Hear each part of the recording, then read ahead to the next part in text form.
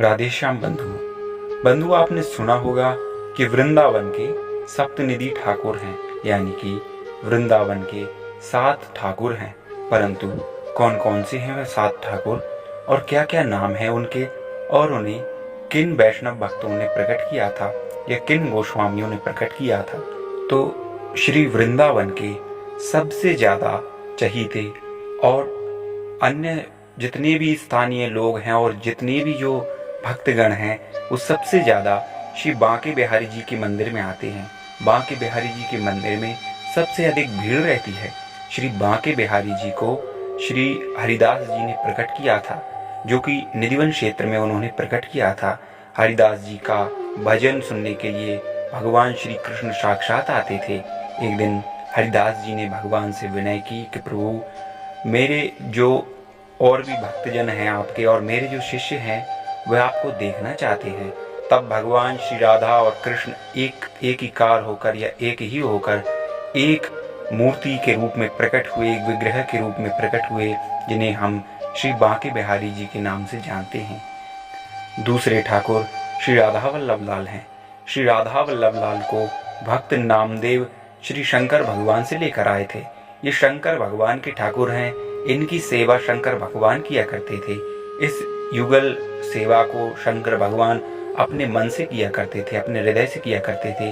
भक्त नामदेव जी ने ही श्री राधा वल्लभ जी को श्री शंकर भगवान से मांगा था और फिर आगे चलकर हित हरिवंश महाप्रभु श्री राधा वल्लभ लाल को भक्त नामदेव जी से लाए थे और इन्हें वृंदावन में विराजमान किया था।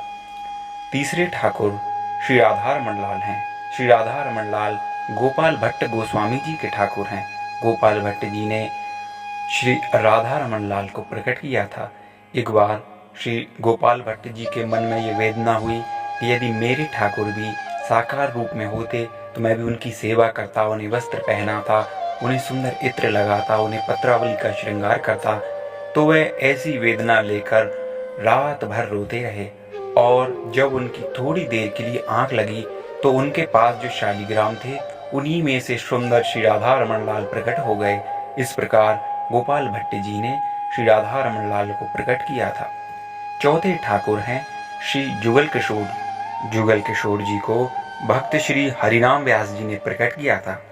जुगल किशोर जी सप्तनिधि ठाकुरों में अकेले ऐसे हैं जो श्री राधिका रानी सहित प्रकट हुए हैं। और ठाकुरों में तो यह है कि श्री राधा माधवी एक ही कार होकर एक रूप में प्रकट हुए, जिसमें जो बाम अंग है वे श्री राधिका रानी हैं। जैसे कि बांके बिहारी जी श्री राधा और श्री कृष्ण का ही एक स्वरूप हैं, यानी कि वे एक होकर एक रूप में प्रकट हुए। परंतु जुगल किशोर जी ऐसे हैं जो श्री राधा और श्री कृष्ण सहित युगल जोड़ी में प्रकट हुए, इसलिए उन्हें जुगल किशोर जी कहते हैं। पांचवें ठाकुर हैं श्री गोविंद देव जी। गोविंद देव जी को श्री रूप गोस्वामी जी ने प्रकट किया था।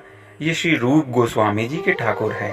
और छठवें ठाकुर हैं श्री मदन मोहन जी। श्री मदन मोहन जी को सनातन गोस्वामी ने प्रकट किया था।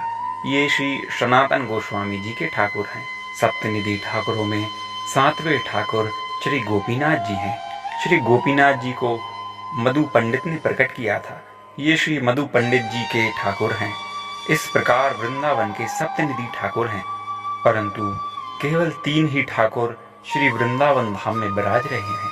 श्री बांके बिहारी जी, श्री राधा रमण लाल और श्री राधा वल्लभ लाल। ये 3 ही ठाकुर केवल वृंदावन धाम में विराज रहे हैं और ठाकुर तो अलग अलग स्थानों पे जा चुके हैं, जिसमें से श्री राधा रमन जी को तो ऐसा मानते हैं कि वे तो वृंदावन छोड़कर अन्यत्र कहीं गए ही नहीं। मित्रों, जब मुस्लिम शासकों द्वारा मूर्तियां खंडन और मंदिरों का खंडन किया जा रहा था, उसी समय कुछ ठाकुरों को वृंदावन से स्थानांतरण करके अलग अलग जगहों पर ले जाया गया था। तब से वे वहीं के होकर रह गए हैं।